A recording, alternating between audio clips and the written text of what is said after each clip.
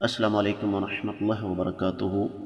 قال اللہ تبارک و تعالی بعد اعوذ باللہ السمیع العلیم من الشیطان الرجیم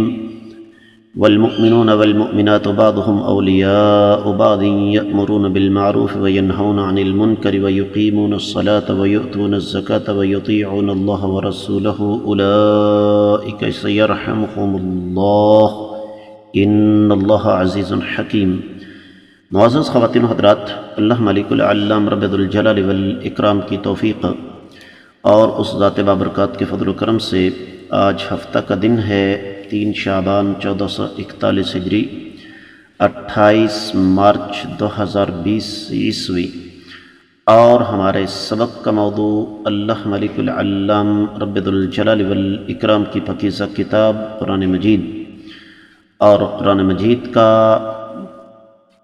یہ 10واں پارہ، سورہ مبارکہ کا نام التوبہ، اور سورہ توبہ کی 71ویں آیت مبارکہ۔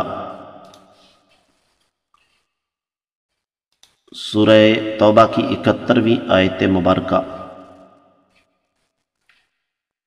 معزز خواتین و حضرات، اللہ ملک العلام رب ذوالجلال والاکرام نے جس طرح کہ ہم پیچھے پڑھتے ہوئے آ رہے ہیں تذکرہ فرمایا منافقین کی صفات کا، تو منافقین کی صفات بیان کرتے کرتے اللہ ملک العلام رب ذوالجلال والاکرام نے قرآن مجید کے مزاج کے عین مطابق بات کا رخ یک دم تبدیل کیا اور تذکرہ فرما دیا ایمان والوں کے صفات کا۔ تو اللہ رب العزت ارشاد فرماتے ہیں والمؤمنون، اور مومن مرد، والمؤمنات، اور مومن خواتین،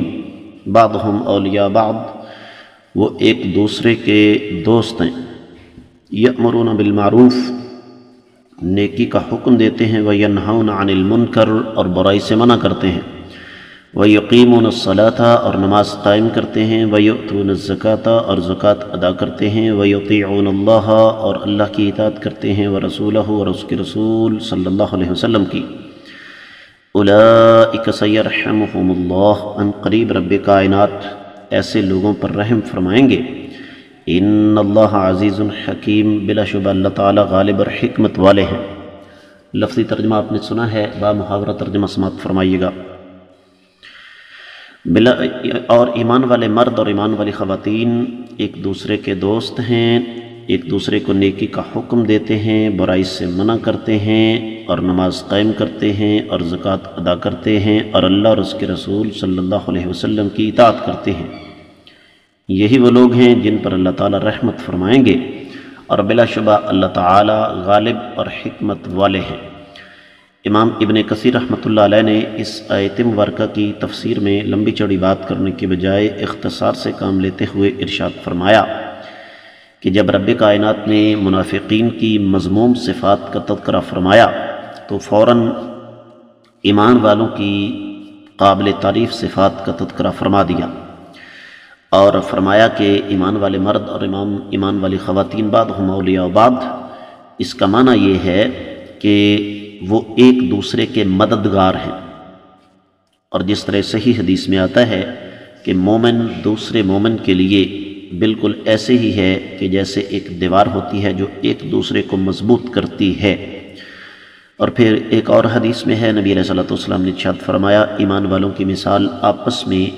ایک دوسرے کے ساتھ محبت کے حوالے سے، ایک دوسرے کا احساس کرنے کے حوالے سے ایسے ہی ہے کہ جیسے ایک جسم ہوتا ہے، جب ایک عضو اس کو کوئی تکلیف ہوتی ہے تو پورے کا پورا جسم جو ہے وہ تکلیف محسوس کرتا ہے۔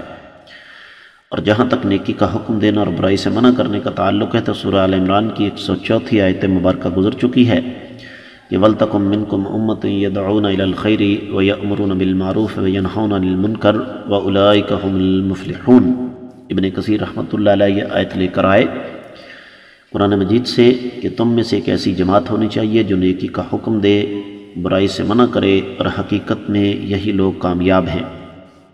پھر اللہ تعالیٰ نے فرمایا وَيُقِيمُونَ الصَّلَاةَ وَيُؤْتُونَ الزَّكَاةَ، یعنی اس سے مراد ابن کثیر رحمۃ اللہ علیہ فرماتے ہیں کہ ان دو چیزوں سے مراد دراصل پورے کا پورا ایک سسٹم ہے حقوق اللہ اور حقوق العباد کا۔ وَيُطِيعُونَ اللَّهَ وَرَسُولَهُ، اللہ اور اس کے رسول کی اطاعت کرتے ہیں، یعنی جن چیزوں کا حکم دیتے ہیں مانتے ہیں، جن چیزوں سے روکتے ہیں رک جاتے ہیں۔ اولئک سیرحمہم اللہ، ان قریب اللہ تعالیٰ ایسے لوگوں پر رحم فرمائیں گے، یعنی جو بھی انسان ان صفات کا حامل ہوگا۔ تو فرمایا ان اللہ عزیز حکیم، اللہ تعالیٰ غالب اور حکمت والے ہیں کہ جو اطاعت کرے گا اس کو اللہ تعالیٰ عزت عطا فرمائیں گے، کیونکہ عزت تو اللہ اور اس کے رسول اور ایمان والوں کے لیے ہے۔ اور اللہ تعالیٰ حکیم ہیں اپنی تقسیم میں کہ اللہ رب العزت نے اپنی رحمت کے ساتھ یہ تقسیم کائنات کی کر رکھی ہے۔ دیگر کتب تفسیر کا جائزہ لیا جائے تو اہل علم یہ فرماتے ہیں کہ یہ رب کائنات کی ایک تقسیم ہے قرآن مجید میں کہ اللہ رب العزت جب ایک طبقے کا تذکرہ کرتے ہیں تو اس کے مقابلے میں دوسرے طبقے کو بھی فوراً لاتے ہیں تاکہ موازنہ ہو سکے۔ اور یہاں پر ایمان والے مردوں اور ایمان والی خواتین سے مراد اللہ کی توحید کی تصدیق کرنے والے، نبی علیہ الصلوۃ والسلام اور دیگر رسولوں کی رسالت کی تصدیق کرنے والے۔ اور بنیادی طور پر تو یہ تذکرہ کیا تھا رب کائنات نے انصار صحابہ کے بارے میں، لیکن اصل میں اس کا تعلق قیامت تک کی آنے والی انسانیت کے ساتھ ہے۔ اور یہ جو فرمانا اولیاء بعضهم اولیاء بعض، ایک دوسرے کے دوست ہیں، اولیاء ولایت سے ہے، اور ولایت جو ہے وہ عداوت یعنی دشمنی کی ضد ہے۔ اور جب کوئی کسی کا دوست بنتا ہے تو یقینی طور پر اس میں مدد بھی آ جاتی ہے، بھائی چارہ بھی آ جاتا ہے، اس میں ایک دوسرے کا احساس بھی آ جاتا ہے۔ اور اس کی مثالیں ہمیں صحابہ کرام کی زندگیوں سے ملتی ہیں، اور ایسی مثالیں ہیں کہ انسانی تاریخ ان کا متبادل پیش کرنے سے قاصر ہے۔ مسلمان مردوں نے کیا کارہائے نمایاں سر انجام دیے، مسلمان خواتین نے کس انداز سے اپنی جانیں ہتھیلیوں پر رکھ کر مجاہدین کو پانی پلایا، ان کے لیے کھانے کا اہتمام کیا، ان کو جہاد و قتال کے لیے تیار کیا، اور پھر اسی طریقے سے اسلام کے غلبے میں مسلمان خواتین نے کیا کیا کردار ادا کیا۔ تو اب فرق ہے، منافق بھی ایک دوسرے کے دوست ہیں اور مومن بھی ایک دوسرے کے دوست ہیں، لیکن منافقین اور مومنین کی آپس کی دوستی کے اندر زمین آسمان کا فرق ہے۔ اور یہ فرق صرف اس دور میں نہیں،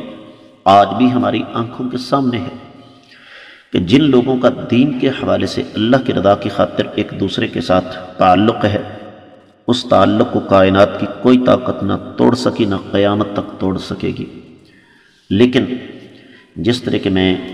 بڑے ٹوٹے ہوئے دل کے ساتھ اکثر و بیشتر آپ کو بتاتا رہتا ہوں کہ موجودہ دور میں اعتقادی منافقت کی بڑی روشن مثال آج کے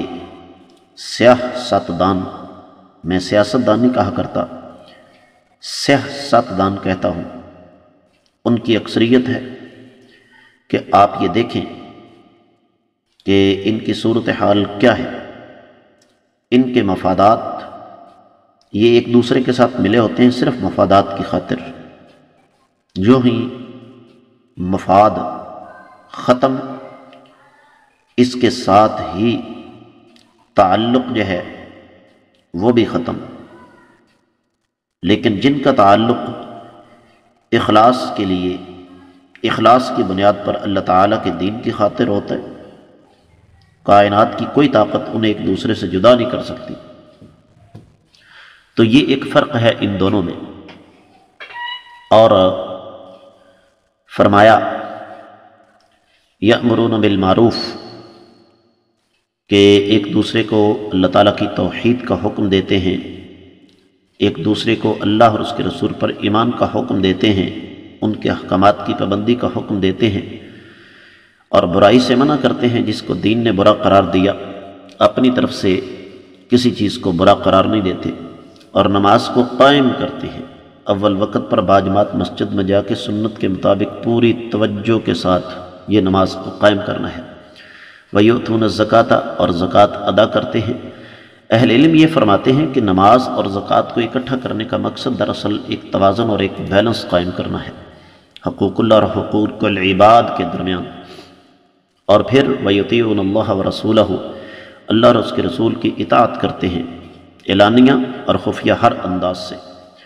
تو یہاں پر اس آیت مبارکہ میں اللہ تعالیٰ نے 5 صفات کا تذکرہ کیا، 5 صفات ایمان والوں کی۔ پہلی، نیکی کا حکم دیتے ہیں جبکہ منافقین ان کے مقابلے میں برائی کا حکم دیتے ہیں۔ دوسری، وہ برائی سے منع کرتے ہیں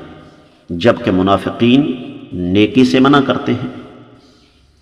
تیسری چیز یہ ہے کہ ایمان والے نماز کو قائم کرتے ہیں جبکہ منافقین نماز کو قائم نہیں کرتے، وہ تو ریاکاری کرتے ہیں، مرے ہوئے کھڑے ہوتے ہیں نماز میں، اور یہ حال آج کے بہت سارے مسلمانوں کا بھی ہے۔ چوتھی چیز یہ ہے کہ وہ زکوٰۃ ادا کرتے ہیں، اور اگر زکوٰۃ ادا کرتے ہیں تو ظاہر بات ہے نفلی صدقہ بھی کرتے ہوں گے، جبکہ منافقین اپنے ہاتھوں کو روک کر رکھتے ہیں۔ اور یہ آج کے دور میں بھی ہماری آنکھیں دیکھ رہی ہیں کہ بہت سارے لوگ فضولیات میں پیسے بڑے اڑائیں گے، حرام کاموں میں پیسے بڑے اڑائیں گے، لیکن جہاں اللہ تعالیٰ کی راہ میں خرچ کرنے کی باری آئے گی وہاں پر ان کو موت پڑے گی۔ اور 5ویں چیز یہ ہے کہ ایمان والے اطاعت کے راستے پر چلتے ہیں اپنی استطاعت کے مطابق، جبکہ منافقین وہ بہانے ڈھونڈتے ہیں اللہ اور اللہ کے رسول صلی اللہ علیہ وسلم کی اطاعت کا راستہ چھوڑنے کے۔ تو رب کائنات نے فرمایا اولئک سیرحمہم اللہ، ان قریب اللہ تعالیٰ ان پر اپنی رحمت کریں گے دنیا اور آخرت میں۔ یہ رب کائنات کا وعدہ ہے جو کہ کبھی بھی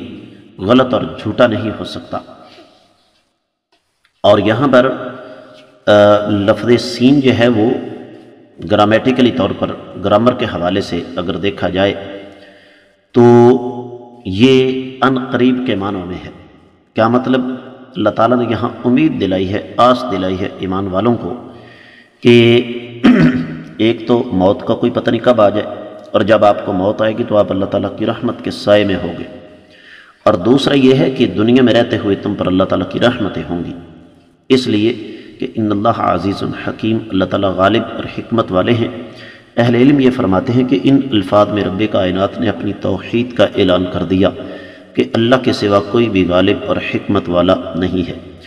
اس کے ساتھ ہی اس آیت مبارکہ کی مختصر تفسیر مکمل ہوتی ہے۔ اللہ تعالیٰ نے چاہا تو کل ہم انشاءاللہ اگلی آیت مبارکہ پڑھنے کی کوشش کریں گے۔